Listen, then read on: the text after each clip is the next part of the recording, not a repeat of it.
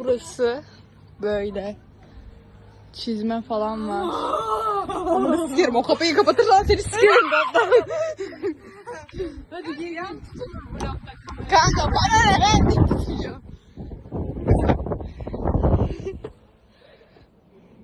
Böyle.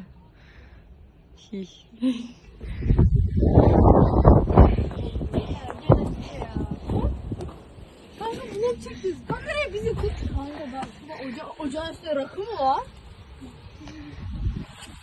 Ya mallaşmayın oğlum bak. Cansu. Hayır kanka yapma.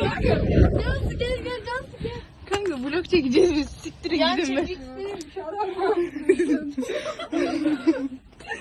Tuvaletim geldi. Buraya tuvaletine dolap. Bende zıpını var. Sen giremez lan. Oha.